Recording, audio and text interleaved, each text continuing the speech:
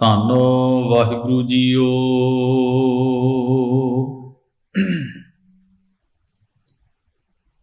ਕਾਇਓ ਦੇਵਾ ਕਾਇਓ ਦੇਵਲ,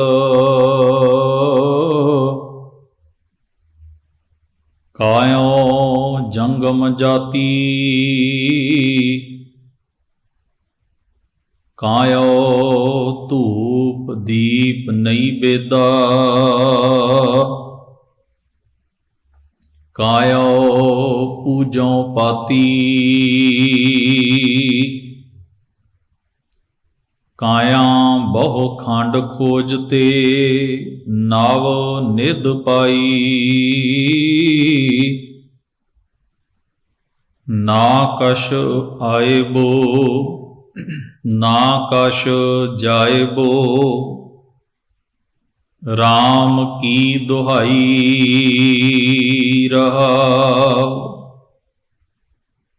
ਜੋ ਬ੍ਰਹਮੰਡੇ ਸੋਈ ਪਿੰਡੇ, ਜੋ ਖੋਜੈ ਸੋ ਪਾਵੈ,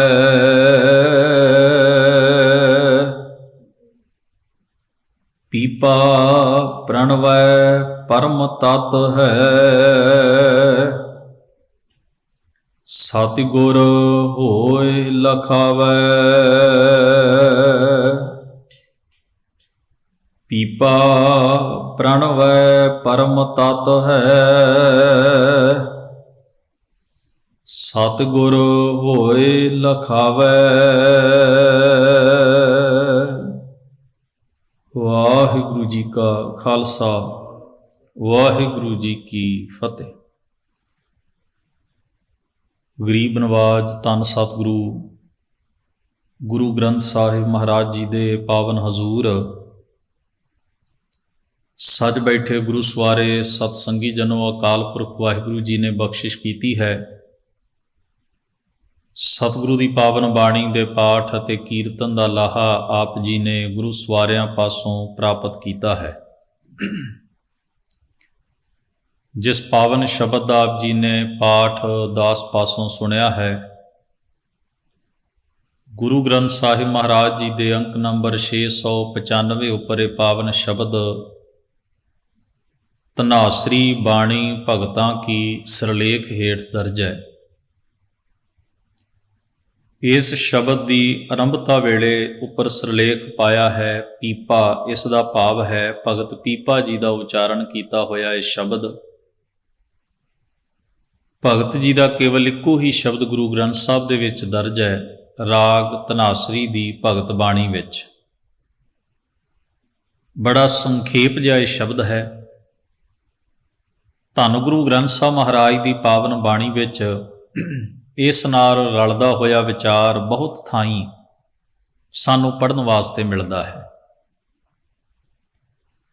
ਜਗਤ ਗੁਰੂ ਧੰਨ ਗੁਰੂ ਨਾਨਕ ਸਾਹਿਬ ਨੇ ਇੱਕ ਸ਼ਬਦ ਵਿੱਚ, ਜਿਸ ਨੂੰ ਅਸੀਂ ਅਕਸਰ ਹੀ ਪੜ੍ਹਦੇ ਹਾਂ, ਜਿਸ ਜਲ ਨਿਧ ਕਾਰਨ ਤੁਮ ਜਗ ਆਏ, ਸੋ ਅੰਮ੍ਰਿਤ ਗੁਰ ਪਾਹੀ ਜੀਓ, ਛੋਡੋ ਵੇਸ ਭੇਖ ਚਤੁਰਾਈ, ਦੁਬਿਧਾ ਇਹ ਫਲ ਨਾਹੀ ਜੀਓ, ਮਨ ਰੇ ਥਿਰ ਰਹੋ, ਮਤ ਕਤ ਜਾਹੀ ਜੀਓ, ਬਾਹਰ ਢੂੰਡਤ ਬਹੁਤ ਦੁੱਖ ਪਾਵੈ, ਘਰ ਅੰਮ੍ਰਿਤ ਘਟ ਮਾਹੀ ਜੀਓ। ਭਗਤ ਰਾਮਾਨੰਦ ਜੀ ਦਾ ਸ਼ਬਦ ਹੈ, ਜਿਸ ਨੂੰ ਆਪਾਂ ਆਉਣ ਵਾਲੇ ਦੀਵਾਨਾਂ ਵਿੱਚ ਵਿਚਾਰਾਂਗੇ, ਜਿਸ ਵਿੱਚ ਉਹਨਾਂ ਨੇ ਫਰਮਾਇਆ ਹੈ,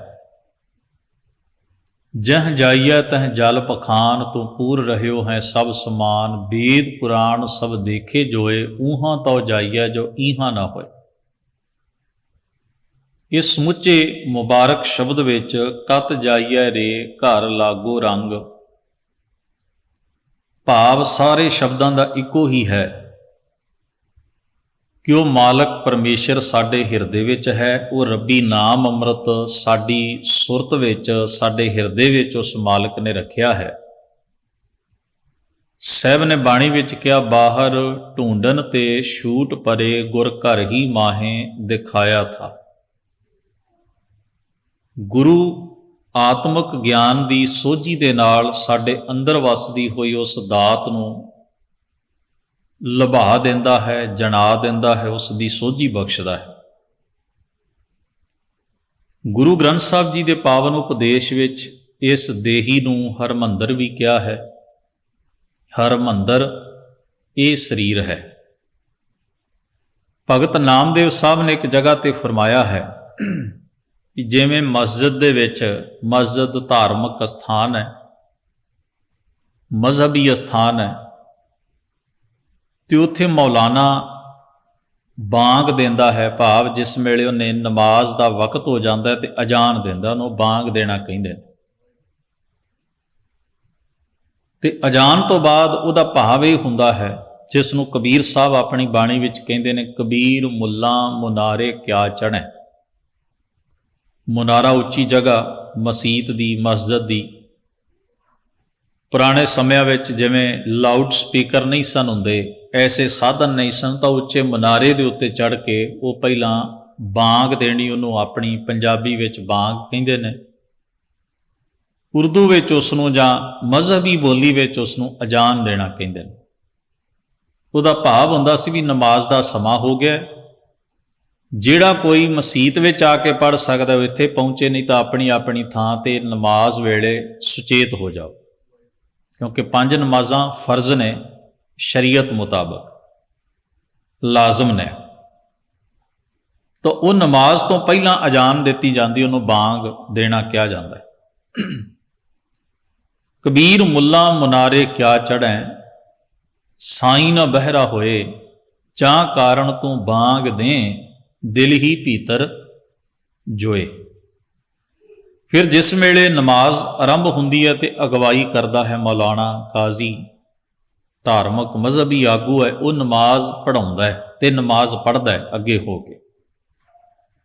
ਬਾਬਾ ਨਾਮਦੇਵ ਸਾਹਿਬ ਨੇ ਕਿਹਾ, ਮੇਰਾ ਜਿਹੜਾ ਸਰੀਰ ਹੈ ਇਹ ਮਸੀਤ ਵਰਗਾ ਹੈ, ਮੇਰਾ ਮਨ ਹੈ, ਮੈਂ ਮਨ ਨੂੰ ਮੌਲਾਨਾ ਬਣਾ ਲਿਆ, ਤੇ ਮੇਰੀ ਨਮਾਜ਼ ਜਿਹੜੀ ਹੈ ਉਹ ਸਹਿਜ ਹੈ, ਅਡੋਲਤਾ।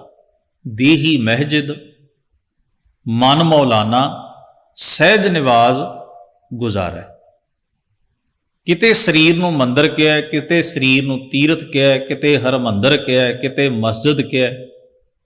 ਇਹ ਸਾਰੇ ਪ੍ਰਤੀਕ ਇਸ ਕਰਕੇ ਵਰਤੇ ਨੇ ਵੀ ਇਸ ਤੋਂ ਵੱਡਾ, ਜੇ ਇਹਦੇ ਵਿੱਚ ਧਰਮ ਦਾ ਵਾਸਾ ਹੋ ਜਾਏ ਤੇ ਇਸ ਤੋਂ ਵੱਡਾ ਧਰਮ ਸਥਾਨ ਕੋਈ ਨਹੀਂ। ਮਹਾਨ ਸਤਿਪੁਰਖਾਂ ਬਾਰੇ ਆਪਾਂ ਬਚਨ ਪੜ੍ਹਦੇ ਹਾਂ। ਭਾਈ ਗੁਰਦਾਸ ਜੀ ਨੇ ਗੁਰੂ ਨਾਨਕ ਸਾਹਿਬ ਮਹਾਰਾਜ ਬਾਰੇ ਲਿਖਿਆ, ਜਿੱਥੇ ਬਾਬਾ ਪੈਰ ਧਰੇ, ਪੂਜਾ ਆਸਣ ਥਾਪਣ, ਸੋਆ ਸਿੱਧ ਆਸਣ ਸਭ ਜਗਤ ਦੇ, ਨਾਨਕ ਆਦ ਮੱਤੇ ਜੇ ਕੋਆ। ਪਰਮੇਸ਼ਰ ਦੇ ਪਿਆਰੇ ਜਿੱਥੇ ਰੁਕ ਜਾਂਦੇ ਹਨ, ਦੁਨੀਆ ਉਸ ਥਾਂ ਨੂੰ ਨਿਸ਼ਾਨੀਆਂ ਵਜੋਂ, ਇਤਿਹਾਸ ਵਜੋਂ ਸਾਂਭ ਲੈਂਦੀ ਹੈ। ਕਿਉਂ? ਜਗ੍ਹਾ ਤੇ ਉਹੀ ਹੁੰਦੀ ਹੈ, ਥਾਂ ਤੇ ਉਹੀ ਹੁੰਦਾ ਹੈ, ਚੀਜ਼ਾਂ ਤੇ ਉਹੀ ਹੁੰਦੀਆਂ ਨੇ ਜਿਹੜੀਆਂ ਸੰਸਾਰ ਦੇ ਬਾਕੀ ਲੋਕ ਵਰਤਦੇ ਨੇ। ਸ਼ਬਦ ਵੀ ਉਹੀ ਹੁੰਦੇ ਨੇ ਜਿਨ੍ਹਾਂ ਵਿੱਚ ਆਪਾਂ ਗੱਲ ਕਰਦੇ ਹਾਂ, ਪਰ ਮਹਾਨ ਲੋਕਾਂ ਦੇ ਸ਼ਬਦ ਨੂੰ, ਉਹਨਾਂ ਦੇ ਉਪਦੇਸ਼ ਨੂੰ, ਉਹਨਾਂ ਦੀ ਕਹੀ ਗੱਲ ਨੂੰ, ਉਹਨਾਂ ਦੇ ਜੀਵਨ ਨਾਲ ਜੁੜੀਆਂ ਚੀਜ਼ਾਂ ਨੂੰ, ਉਹਨਾਂ ਦੀਆਂ ਗੱਲਾਂ ਨੂੰ, ਉਹਨਾਂ ਦੀਆਂ ਘਟਨਾਵਾਂ ਨੂੰ ਸਦਾ ਯਾਦ ਕੀਤਾ ਜਾਂਦਾ ਹੈ, ਸਾਂਭ ਕੇ ਰੱਖਿਆ ਜਾਂਦਾ ਹੈ। ਉਹਨਾਂ ਨੂੰ ਸਤਿਕਾਰ ਦੀ ਦ੍ਰਿਸ਼ਟੀ ਤੋਂ, ਨਜ਼ਰ ਤੋਂ ਵੇਖਿਆ ਜਾਂਦਾ ਹੈ। ਕਾਰਨ ਹੁਣ ਜੇ ਕੋਈ ਇਹ ਕਹੇ ਵੀ ਉਹ ਵੀ 5 ਤੱਤਾਂ ਦਾ ਸਰੀਰ ਹੀ ਹੈ ਜਿਸ ਤਰ੍ਹਾਂ ਦੇ ਅਸੀਂ ਹਾਂ, ਪਰ ਨਹੀਂ, ਉਹਨਾਂ ਦੀ ਜਿਹੜੀ ਕਰਨੀ ਹੈ ਉਹਨੇ ਉਹਨਾਂ ਦੇ ਸਰੀਰ ਨੂੰ ਇੰਪੋਰਟੈਂਟ ਬਣਾਇਆ, ਮਹੱਤਵਪੂਰਨ ਬਣਾਇਆ। ਉਹਨਾਂ ਦੀ ਮਹਾਨ ਕਰਨੀ ਕਰਕੇ ਜਿਸ ਥਾਂ ਦੇ ਉੱਤੇ ਉਹ ਰੁਕੇ, ਜਿਹੜੀਆਂ ਚੀਜ਼ਾਂ ਉਹਨਾਂ ਦੇ ਜੀਵਨ ਨਾਲ ਜੁੜੀਆਂ, ਘਟਨਾਵਾਂ ਜੁੜੀਆਂ, ਜਗ੍ਹਾ ਜੁੜੀਆਂ, ਥਾਵਾਂ ਜੁੜੀਆਂ, ਚੀਜ਼ਾਂ ਜੁੜੀਆਂ, ਉਹ ਸਾਰੀਆਂ ਚੀਜ਼ਾਂ ਜਿਹੜੀਆਂ ਸਨ ਲੋਕਾਂ ਲਈ ਇੱਕ ਤਰ੍ਹਾਂ ਦੀ ਆਮ ਸਧਾਰਨ ਚੀਜ਼ਾਂ ਤੋਂ ਉੱਪਰ ਹੋ ਗਈਆਂ। ਸਤਿਕਾਰ ਦੀ ਨਜ਼ਰ ਨਾਲ ਉਹਨਾਂ ਨੂੰ ਵੇਖਿਆ ਜਾਣ ਲੱਗਿਆ, ਸਾਂਭਿਆ ਜਾਣ ਲੱਗਿਆ। ਤੋ ਸਰੀਰ ਤਾਂ ਉਹਨਾਂ ਦਾ ਵੀ 5 ਤੱਤਾਂ ਦਾ, ਉਹ ਵੀ ਮਾਂ-ਬਾਪ ਦੇ ਸੰਯੋਗ ਤੋਂ ਪੈਦਾ ਹੋਏ, ਸਮੇਂ ਮੁਤਾਬਕ ਉਹਨਾਂ ਦਾ ਵੀ ਜਨਮ ਹੋਇਆ, ਸਮੇਂ ਮੁਤਾਬਕ ਸਰੀਰ ਦੇਹੀ ਸੀ, ਇਸ ਨੇ ਖਤਮ ਵੀ ਹੋਣਾ ਸੀ, ਉਹ ਖਤਮ ਵੀ ਹੋਈ। ਪਰ ਉਹਨਾਂ ਦੀ ਕਰਨੀ ਨੇ, ਉਹਨਾਂ ਦੇ ਕਿਰਦਾਰ ਨੇ, ਉਹਨਾਂ ਦੀ ਆਤਮਿਕ ਉਚਾਈ ਨੇ ਉਹਨਾਂ ਦੇ ਵਿਹਾਰ ਨੂੰ ਪਵਿੱਤਰ ਕਰਾਰ ਦਿੱਤਾ, ਔਰ ਉਹਨਾਂ ਦੀ ਹਰ ਚੀਜ਼ ਨੂੰ ਸੰਸਾਰ ਨੇ ਸਲਾਹਿਆ, ਵਡਿਆਇਆ। ਤੋ ਉਹਨਾਂ ਦਾ ਉਹ ਚੱਲਦੇ ਫਿਰਦੇ ਧਰਮ ਸਥਾਨ ਨੇ। ਉਹ ਜਿੱਥੇ ਵੀ ਬੈਠ ਗਏ, ਜਿੱਥੇ ਚਲੇ ਗਏ, ਲੋਕਾਂ ਨੇ ਉਸ ਜਗ੍ਹਾ ਦੀ ਇਤਿਹਾਸਕ ਮਹੱਤਤਾ ਨੂੰ ਨਕਾਰਿਆ ਨਹੀਂ, ਉਸ ਨੂੰ ਸਾਂਭ ਕੇ ਰੱਖਿਆ, ਉਸ ਥਾਂ ਨੂੰ ਉਹਨਾਂ ਦੇ ਨਾਂ ਦੇ ਉੱਤੇ। ਇਹ ਮੈਂ ਇੱਕ ਉਦਾਹਰਣ ਇਤਿਹਾਸ ਦੇ ਪੰਨੇ ਵਿੱਚੋਂ ਦਿੱਤੀ ਹੈ। ਸਤਿਗੁਰੂ ਦੀ ਬਾਣੀ ਨੇ ਆਖਿਆ ਵੀ ਜਿਸ ਨੇ ਆਪਣੇ ਅੰਦਰ ਦੀ ਯਾਤਰਾ ਕਰ ਲਈ, ਰਹਾਉ ਦਾ ਬੰਧ ਹੈ ਸ਼ਬਦ ਦਾ, ਕਾਇਆ ਬਹੁ ਖੰਡ ਖੋਜ ਤੇ। ਅਨਵੈ ਪ੍ਰਮਾਣ ਮੁਤਾਬਕ ਇਹ ਸ਼ਬਦਾਂ ਨੂੰ ਇਵੇਂ ਜੇ ਕਰੀਏ ਅਰਥ ਸਾਫ਼ ਹੋ ਜਾਂਦਾ ਹੈ। ਬਹੁ ਖੰਡ ਖੋਜ ਤੇ ਭਾਵ ਧਰਤੀ ਦੇ ਵੱਖ-ਵੱਖ ਹਿੱਸਿਆਂ ਤੇ ਫਿਰਦਿਆਂ, ਭਾਵ ਭ੍ਰਮਣ ਕਰਦਿਆਂ, ਬਹੁਤ ਸਾਰੀ ਖੋਜ ਕਰਦਿਆਂ, ਬਾਹਰ ਦੀ ਖੋਜ ਕਰਦਿਆਂ ਅਖੀਰ ਕੀ ਹੋਇਆ? ਫਿਰ ਮੈਂ ਆਪਣੀ ਕਾਇਆ ਦੇ ਵਿੱਚੋਂ ਨਵਨਿਧ ਪਾਈ। ਪਰਮੇਸ਼ਰ ਦਾ ਨੌ ਨਿਧ ਨਾਮ, ਜਿਸ ਨੂੰ ਬਾਣੀ ਚ ਕਹੇ ਕਿ ਨੌ ਨਿਧ ਅੰਮ੍ਰਿਤ ਪ੍ਰਭ ਕਾ ਨਾਮ, ਦੇਹੀ ਮੈਂ ਇਸ ਕਾ ਵਿਸਰਾਮ। ਹੁਣ ਵੇਖੋ ਖਿਆਲਾਂ ਦੀ ਸਾਂਝ ਕਿੱਡੀ ਪਕੇਰੀ ਹੈ ਵੀ ਗੁਰੂ ਅਰਜਨ ਸਾਹਿਬ ਨੇ ਜੋ ਕਿਹਾ, ਭਗਤ ਪੀਪਾ ਜੀ ਨੇ ਪਹਿਲੋਂ ਉਹ ਬਚਨ ਕਿਹਾ, ਤੇ ਇਹੋ ਜਿਹੇ ਬਚਨ ਸਾਨੂੰ ਗੁਰੂ ਗ੍ਰੰਥ ਸਾਹਿਬ ਦੇ ਵਿੱਚ ਤਕਰੀਬਨ ਸਾਰੇ ਮਹਾਂਪੁਰਖਾਂ ਦੀ ਰਸਨਾ ਤੋਂ ਉਚਾਰਨ ਕੀਤੇ ਹੋਏ ਗੁਰੂ ਗ੍ਰੰਥ ਸਾਹਿਬ ਦੇ ਵਿੱਚ ਥਾਂ ਪੁਰ ਥਾਂ ਲਿਖੇ ਹੋਏ ਮਿਲ ਜਾਂਦੇ ਨੇ। ਵੀ ਬਾਹਰ ਦੀ ਬਹੁਤ ਖੋਜ ਕੀਤੀ, ਬੜਾ ਭਟਕਿਆ, ਆਸੇ ਪਾਸੇ ਵੇਖਿਆ, ਚਾਰ ਸ਼ਫੇਰੇ ਮੈਂ ਉਸ ਚੀਜ਼ ਨੂੰ ਜਿਸ ਨੂੰ ਮੈਂ ਲੱਭ ਰਿਹਾ ਸਾਂ ਉਹ ਕਿੱਥੋਂ ਪ੍ਰਾਪਤ ਹੋਈ? ਕਾਇਆ ਵਿੱਚੋਂ, ਭਾਵ ਆਪਣੇ ਵਜੂਦ ਵਿੱਚੋਂ। ਕਾਇਆ ਤੋਂ ਭਾਵ ਸਰੀਰ, ਸਰੀਰ ਤੋਂ ਭਾਵ ਮੇਰਾ ਵਜੂਦ। ਮੇਰਾ ਵਜੂਦ ਸਰੀਰ ਕਰਕੇ ਹੈ ਨਾ, ਇਸ ਕਰਕੇ ਵਜੂਦ ਦੀ ਗੱਲ ਜਿੱਥੇ ਆਈ ਉੱਥੇ ਕਾਇਆ ਸ਼ਬਦ ਹੀ ਵਰਤ ਲਈ। ਮੇਰੇ ਆਪਣੇ ਆਪੇ ਵਿੱਚੋਂ, ਹਿਰਦੇ ਵਿੱਚੋਂ, ਮਨ ਵਿੱਚੋਂ, ਇਹ ਸਾਰੇ ਇਸੇ ਭਾਵ ਵਿੱਚ ਵਰਤੇ ਜਾਂਦੇ ਸ਼ਬਦ ਨੇ। ਨੌ ਨਿਧਾਂ ਭਾਵ ਕੀਮਤੀ, ਅਦੁੱਤੀ, ਲਾਸਾਨੀ, ਅਮੋਲਕ, ਉਹ ਦਾਤ ਜਿਹੜੀ ਹੈ ਪ੍ਰਭੂ ਨਾਮ ਦੀ, ਪ੍ਰਭੂ ਅਹਿਸਾਸ ਦੀ, ਉਹ ਮੈਂ ਆਪਣੇ ਅੰਦਰੋਂ ਲੱਭ ਲਈ, ਆਪਣੇ ਵਜੂਦ ਵਿੱਚੋਂ ਪ੍ਰਾਪਤ ਕਰ ਲਈ, ਜਿਸ ਦੀ ਬਰਕਤ ਨਾਲ ਕੀ ਹੋਇਆ? ਨਾ ਕਛ ਆਇਬੋ ਨਾ ਕਛ ਜਾਇਬੋ, ਰਾਮ ਕੀ ਦੁਹਾਈ। ਦੁਹਾਈ ਦਾ ਮਤਲਬ ਹੈ ਦੋਹੀ ਫਿਰਨ। ਇੱਕ ਤਾਂ ਦੁਹਾਈ ਦਾ ਮਤਲਬ ਹੁੰਦਾ ਨਾ ਦੁਹਾਈ ਦੇਣੀ, ਰੌਲਾ ਪਾਉਣਾ, ਉੱਚੀ ਉੱਚੀ ਦੂਜਿਆਂ ਨੂੰ ਸੁਣਾਉਣਾ। ਦੁਹਾਈ ਸ਼ਬਦ ਇੱਥੇ ਦੋਹੀ ਤੋਂ ਪ੍ਰਤੀਕ ਹੈ। ਯਥਾ ਜਿਵੇਂ ਭਾਈ ਸੱਤਾ ਬਲਵੰਡ ਜੀ ਨੇ ਸ਼ਬਦ ਵਰਤਿਆ ਹੈ, ਗੁਰ ਅੰਗਦ ਦੀ ਦੋਹੀ ਫਿਰੀ। ਦੋਹੀ ਦਾ ਮਤਲਬ ਹੁੰਦਾ ਹੈ ਸ਼ੋਭਾ ਵਾਲਾ ਵਰਤਾਰਾ, ਸ਼ੋਭਾ ਵਾਲਾ ਭਾਵ, ਜਿਹੜਾ ਚਾਰ ਸ਼ਫੇਰੇ ਖਿਲਰ, ਜਿਹਨੂੰ ਆਪਾਂ ਕਹਿੰਦੇ ਵਡਿਆਈ ਪਸਰ ਗਈ, ਸ਼ੋਭਾ ਪਸਰ ਗਈ, ਉਸ ਨੂੰ ਕਹਿ ਵੀ ਰਾਮ ਕੀ ਦੁਹਾਈ, ਪਰਮੇਸ਼ਰ ਦੇ ਨਾਮ ਦੀ ਦੋਹੀ ਫਿਰ ਗਈ ਮੇਰੇ ਸਰੀਰ। ਭਾਵ ਇਹਦਾ ਹੁੰਦਾ ਹੈ ਵੀ ਪ੍ਰਭਾਵ ਇੰਨਾ ਗੂੜਾ ਮੇਰੇ ਅੰਦਰ ਵਸ ਗਿਆ ਪਰਮੇਸ਼ਰ ਦੇ ਨਾਮ ਦਾ, ਹੁਣ ਨਾਮ ਤੋਂ ਬਿਨਾਂ ਕੋਈ ਦੂਜਾ ਪ੍ਰਭਾਵ ਮੇਰੇ ਜੀਵਨ ਉੱਤੇ ਹੈ ਹੀ ਨਹੀਂ। ਤੇ ਇਸ ਨਾਮ ਦੀ ਮਹਿਮਾ ਤੇ ਪ੍ਰਭਾਵ ਸਦਕਾ ਕੀ ਹੈ? ਨਾ ਕਛ ਆਇਬੋ ਨਾ ਕਛ ਜਾਇਬੋ। ਹੁਣ ਨਾ ਕੋਈ ਆਵੇਗਾ ਤੇ ਨਾ ਕੋਈ ਜਾਵੇਗਾ। ਇਹਨਾਂ ਸ਼ਬਦਾਂ ਨੂੰ ਭਗਤ ਕਬੀਰ ਸਾਹਿਬ ਜੀ ਨੇ ਆਪਣੀ ਬੋਲੀ ਵਿੱਚ ਇਵੇਂ ਲਿਖਿਆ ਕਿ ਮੇਰਾ ਮਨ ਹੁਣ ਸਹਿਜ ਟਿਕਾ ਵਿੱਚ ਹੈ। ਜਿੱਥੇ ਉਹ ਕਹਿੰਦੇ ਨਾ ਬੈਰਾਗੀ ਰਾਮੈ ਗਾਵੈ ਗੋ, ਉੱਥੇ ਉਹ ਲਿਖਦੇ ਨੇ ਵੀ ਨਾ ਹੁਣ ਮੈਂ ਜੰਮਣਾ ਹੈ ਤੇ ਨਾ ਮੈਂ ਹੁਣ ਮਰਨਾ ਹੈ। ਇਹਦਾ ਭਾਵ ਹੋਇਆ ਵੀ ਹੁਣ ਮੇਰਾ ਜੰਮਣ ਮਰਨ ਦਾ ਭਾਵ ਭਟਕਣਾ ਦਾ ਗੇੜਾ ਮੁੱਕ ਗਿਆ, ਮੇਰੀ ਭਟਕਣਾ ਖਤਮ ਹੋ ਗਈ। ਹਰ ਵੇਲੇ ਦੀ ਜਿਹੜੀ ਭਟਕਣਾ ਬਣੀ ਹੋਈ ਹੈ, ਕੁੱਲ ਸੰਸਾਰ ਜਿਸ ਭਟਕਣਾ ਦਾ ਸ਼ਿਕਾਰ ਹੈ, ਮੇਰੀ ਉਹ ਭਟਕਣਾ ਹਮੇਸ਼ਾ ਵਾਸਤੇ ਮੁੱਕ ਗਈ। ਤੋ ਇੱਥੇ ਵੀ ਭਗਤ ਜੀ ਫਰਮਾਉਂਦੇ ਨੇ ਵੀ ਹੁਣ ਨਾ ਕੁਝ ਆਏਗਾ ਨਾ ਕੁਝ, ਭਾਵ ਮਨ ਹੁਣ ਨਾ ਕਿਸੇ ਵਿਕਾਰੀ ਵਰਤਾਰੇ ਦਾ ਪ੍ਰਭਾਵ ਕਬੂਲੇਗਾ, ਨਾ ਭਟਕੇਗਾ। ਜਿਹੜੀ ਅਵਸਥਾ ਬਾਣੀ ਨੇ ਦੱਸੀ ਹੈ, ਕਬਹੂ ਜੀੜਾ ਊਬ ਚੜਤ ਹੈ, ਕਬਹੂ ਜਾਏ ਪਿਆਲੇ, ਲੋਭੀ ਜੀੜਾ ਥੇਰ ਨਾ ਰਹਿਤ ਹੈ, ਚਾਰੇ ਕੁੰਡਾਂ ਭਾਲੇ। ਹਾਲਾਂਕਿ ਅਸੀਂ ਪੰਜ ਵਿਕਾਰਾਂ ਦੀ ਬਾਣੀ ਦੇ ਵਿੱਚ ਵਿਚਾਰ ਪੜ੍ਹਦੇ ਹਾਂ, ਕਾਮ, ਕ੍ਰੋਧ, ਲੋਭ, ਮੋਹ, ਹੰਕਾਰ, ਕੁਝ ਹੋਰ ਚੀਜ਼ਾਂ ਦਾ ਵੀ ਜ਼ਿਕਰ ਮਹਾਰਾਜ ਨੇ ਕੀਤਾ, ਪਰ ਲੋਭ ਕਾਮ ਦਾ ਵੀ ਹੈ, ਲੋਭ ਕ੍ਰੋਧੀ ਹੋਣ ਦਾ ਵੀ ਹੈ। ਵਿਕਾਰ ਵੀ ਇੱਕ ਦੂਜੇ ਦੇ ਉੱਤੇ ਇਹ ਜਿਹੜੇ ਪ੍ਰਭਾਵ ਨੇ ਵੀ ਇੱਕ ਦੂਜੇ ਨਾਲ ਰਲ ਜਾਂਦੇ ਨੇ। ਸਤਿਗੁਰੂ ਨੇ ਬਾਣੀ ਦੇ ਵਿੱਚ ਇਹਦਾ ਜ਼ਿਕਰ ਕੀਤਾ, ਕਹਿਣ ਲੱਗੇ ਮੈਨੂੰ ਇਹ ਦਾਤ ਕਿਵੇਂ ਪ੍ਰਾਪਤ ਹੋਈ? ਹੁਣ ਮੈਂ ਆਪਣੇ ਆਪ ਨੂੰ ਤਲਾਸ਼ਦਾ ਹਾਂ, ਖੋਜਦਾ, ਜਿਸ ਨੂੰ ਨੌਵੇਂ ਗੁਰੂ ਦੇਵ ਨੇ ਬਾਣੀ ਚ ਕਿਹਾ ਹੈ, ਜਨ ਨਾਨਕ ਬਿਨ ਆਪਾ ਚੀਨੈ ਮਿਟੈ ਨਾ ਭ੍ਰਮ ਕੀ ਕਾਈ। ਔਰ ਇਹ ਉਦਾਹਰਣ ਆਪਾਂ ਕਈ ਵਾਰ ਸਾਂਝੀ ਕੀਤੀ ਹੈ ਵੀ ਗੁਰੂ ਨਾਨਕ ਸਾਹਿਬ ਜਿਸ ਵੇਲੇ ਸੱਜਣ ਕੋਲ ਗਏ, ਚਾਹੇ ਭੂਮੀਏ ਚੋਰ ਕੋਲ ਗਏ, ਜਿਸ ਵੀ ਵਿਅਕਤੀ ਜਿਨ੍ਹਾਂ ਦੀ ਆਪਾਂ ਉਦਾਹਰਣ ਦਿੰਦੇ ਹਾਂ ਸਤਿਗੁਰਾਂ ਦੇ ਜੀਵਨ ਚੋਂ ਵੀ ਮਹਾਰਾਜ ਦੇ ਉਪਦੇਸ਼ ਤੇ ਸੰਗਤ ਸਦਕਾ ਉਹ ਸੁਧਰ ਗਏ, ਉਹਨਾਂ ਦੇ ਪਾਪ ਕੱਟੇ ਗਏ, ਉਹ ਧਰਮੀ ਬਣ ਗਏ, ਉਹ ਨੇਕ ਹੋ ਗਏ, ਤਾਂ ਉੱਥੇ ਉਹਨਾਂ ਸਾਰੀਆਂ ਸਾਖੀਆਂ 'ਚ ਇੱਕ ਗੱਲ ਕਾਮਨ ਹੈ ਵੀ ਜਿਸ ਵੀ ਵਿਅਕਤੀ ਨੇ ਮਹਾਰਾਜ ਦੀ ਸੰਗਤ ਕੀਤੀ, ਗੁਰੂ ਸਾਹਿਬ ਦਾ ਉਪਦੇਸ਼ ਸੁਣਿਆ, ਮਹਾਰਾਜ ਦੀ ਨਿਕਟਤਾ ਨੇੜਤਾ ਹਾਸਲ ਕੀਤੀ, ਉਹਦੇ ਜੀਵਨ ਵਿੱਚ ਬਦਲਾਅ ਆ ਗਿਆ। ਪਰ ਯਾਦ ਰੱਖੀਏ, ਬਦਲਾਅ ਉਹਨਾਂ ਦੇ ਜੀਵਨ 'ਚ ਆਇਆ ਜਿਹੜੇ ਗੁਰੂ ਸਾਹਿਬ ਤੋਂ ਮੁਤਾਸਰ ਹੋਏ, ਪ੍ਰਭਾਵਿਤ ਹੋਏ।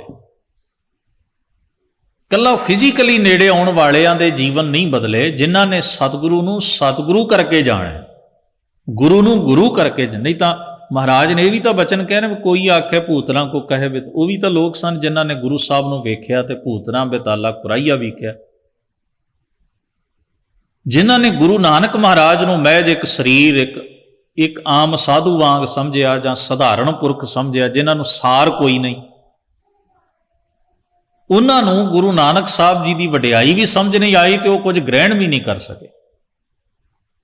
ਪਰ ਜਿਨ੍ਹਾਂ ਨੇ ਗੁਰੂ ਨਾਨਕ ਸਾਹਿਬ ਨੂੰ ਉਸ ਦ੍ਰਿਸ਼ਟੀ ਨਾਲ ਵੇਖਿਆ, ਉਹਨਾਂ ਦੇ ਉਪਦੇਸ਼ ਤੇ ਉਹਨਾਂ ਦੀ ਸੰਗਤ ਤੋਂ ਪ੍ਰਭਾਵ ਗ੍ਰਹਿਣ ਕੀਤਾ, ਉਹ ਬਦਲ ਗਏ। ਹੁਣ ਅਗਲਾ ਪੱਖ ਇਹ ਹੈ ਵੀ ਜਿਹੜੇ ਬਦਲੇ, ਉਹ ਕੱਲਾ ਸਰੀਰ ਦਾ ਪਹਿਰਾਵਾ ਤਬਦੀਲ ਕਰਕੇ ਥੋੜਾ ਬਦਲ ਗਏ, ਉਹਨਾਂ ਦੀ ਅੰਤਰ-ਆਤਮਾ, ਉਹਨਾਂ ਦੀ ਸੁਰਤ, ਉਹਨਾਂ ਦੇ ਮਨ ਦੇ ਉੱਤੇ ਪਏ ਹੋਏ ਅਗਿਆਨਤਾ ਦੇ ਜਿਹੜੇ ਪਰਦੇ ਸਨ ਉਹ ਲੈ ਗਏ, ਉਹਨਾਂ ਦੇ ਅੰਦਰ ਦੀ ਕਾਲ ਖੁੱਤਰ ਗਈ, ਦੁਰਮਤ ਮੈਲ ਦੂਰ ਹੋ ਗਈ। ਤੋ ਸਰੀਰ ਉਹੀ ਰਿਹਾ, ਮਨ ਦੇ ਪ੍ਰਭਾਵ ਬਦਲ ਗਏ। ਜਿਸ ਵੇਲੇ ਮਨ ਦੀ ਅਵਸਥਾ ਬਦਲ ਗਈ ਤੇ ਜੀਵਨ ਬਦਲ ਗਿਆ। ਤੋ ਇਹ ਦੋ ਗੱਲਾਂ ਸਾਨੂੰ ਪ੍ਰਮੁੱਖ ਉਹਨਾਂ ਸਾਖੀਆਂ ਦੇ ਵਿੱਚੋਂ ਪੜ੍ਹਨ ਵਾਸਤੇ, ਸਮਝਣ ਵਾਸਤੇ ਮਿਲਦੀਆਂ ਨੇ।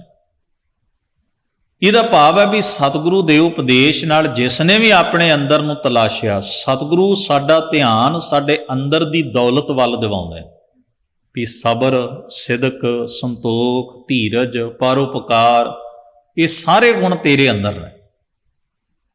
ਸੁਖ, ਸਹਿਜ, ਟਿਕਾਊ, ਇਹ ਵੀ ਤੇਰੇ ਅੰਦਰ ਸਾਰਾ ਕੁਝ ਭਰਿਆ ਪਿਆ, ਪਰ ਤੈਨੂੰ ਇਹਨਾਂ ਚੀਜ਼ਾਂ ਨੂੰ ਵਰਤਣ ਦੀ ਜਾਚ ਨਹੀਂ। ਤੈਨੂੰ ਅਹਿਸਾਸ ਨਹੀਂ ਵੀ ਤੇਰੇ ਕੋਲ ਕਿੱਡਾ ਵੱਡਾ ਖਜ਼ਾਨਾ ਹੈ ਜੀਵਨ ਦਾ। ਉਸ ਖਜ਼ਾਨੇ ਵੱਲ ਧਿਆਨ ਸਤਿਗੁਰੂ ਆਪਣੇ ਉਪਦੇਸ਼ ਰਾਹੀਂ ਦਿਵਾਉਂਦਾ ਤੇ ਅਸੀਂ ਉਸ ਨੂੰ ਅੰਦਰੋਂ ਪ੍ਰਾਪਤ ਕਰ ਲੈਂਦੇ। ਨੌ ਨਿਧ ਅੰਮ੍ਰਿਤ ਪ੍ਰਭ ਕਾ ਨਾਮ, ਦੇਹੀ ਮੈਂ ਇਸਕਾ ਬਿਸਰਾਮ। ਮਨ ਰੇ ਥਿਰ ਰਹੋ ਮਤ ਕਤ ਜਾਹੀ ਜੀਓ, ਬਾਹਰ ਢੂੰਡਤ ਬਹੁਤ ਦੁੱਖ ਪਾਵੈ, ਘਰ ਅੰਮ੍ਰਿਤ ਘਟ ਮਾਹੀ ਜੀਓ। ਤੋ ਸਤਿਗੁਰੂ ਨੇ ਇਸ ਜਗ੍ਹਾ ਦੇ ਉੱਤੇ ਫਰਮਾਇਆ ਹੈ, ਕਾਇਓ ਦੇਵਾ। ਕਾਇਆ ਭਾਵ ਆਪਣੇ ਆਪ ਦੀ ਖੋਜ ਹੀ ਦੇਵਤੇ ਦੀ ਪੂਜਾ ਕਰਨ ਬਰਾਬਰ ਹੈ।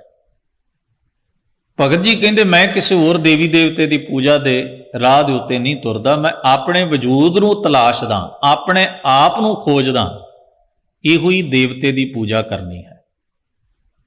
ਕਾਇਓ ਦੇਵਾ। ਦੇਵਲ, ਦੇਵਲ ਦਾ ਮਤਲਬ ਦੇਵਾਲ ਹੈ, ਜਿੱਥੇ ਦੇਵਤੇ ਦੀ ਮੂਰਤੀ ਸਥਾਪਿਤ ਹੈ, ਦੇਵਤੇ ਦਾ ਸਥਲ, ਮੰਦਰ।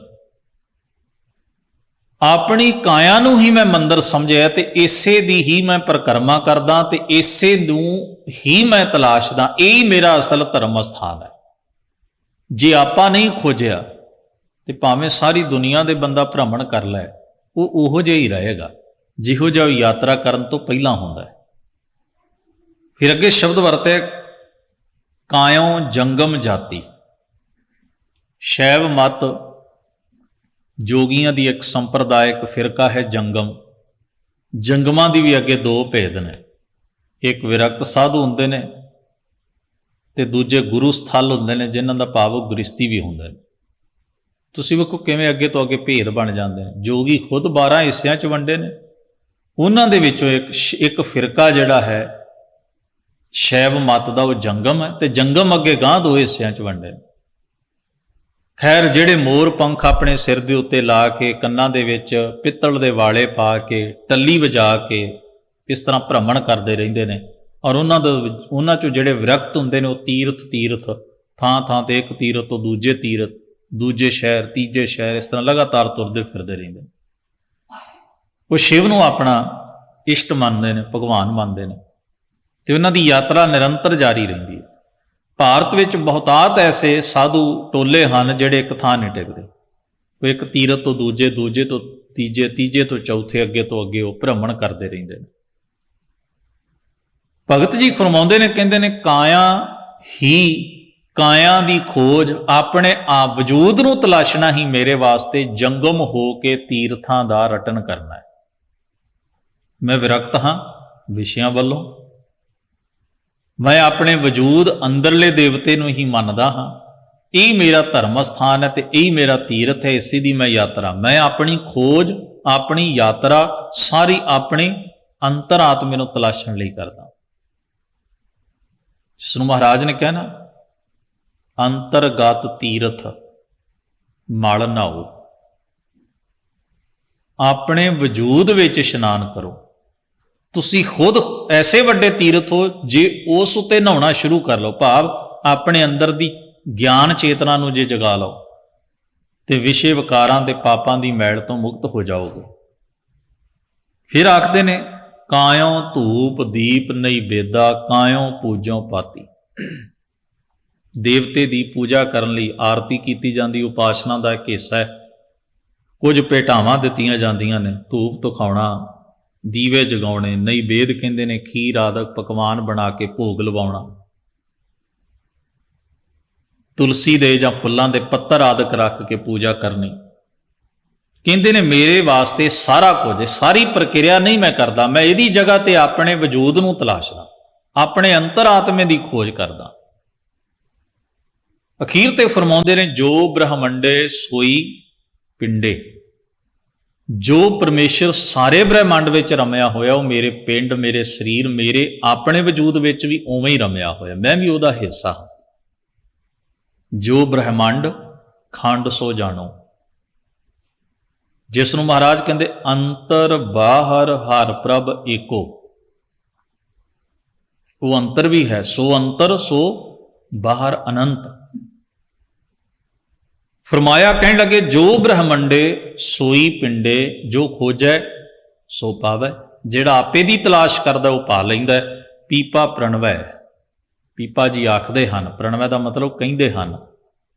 ਮੈਂ ਆਖਦਾ ਹਾਂ, ਪਰਮ ਤੱਤ ਹੈ, ਪਰਮ ਸਭ ਤੋਂ ਉੱਚਾ ਤੱਤ ਮੂਲ, ਉਹ ਜੋ ਸੰਸਾਰ ਦਾ ਮੂਲ ਹੈ, ਮੁੱਢ ਹੈ, ਆਦ ਹੈ, ਬੇਸ ਹੈ, ਸਭਨਾਂ ਵਿੱਚ ਇੱਕ ਸਮਾਨ ਹੈ ਜਿਹੜੀ ਸੱਤਾ, ਉਹ ਚੇਤਨ ਪਰਮੇਸ਼ਰ ਪ੍ਰਭੂ ਜੋ ਸਭ ਤੋਂ ਉੱਚਾ ਹੈ।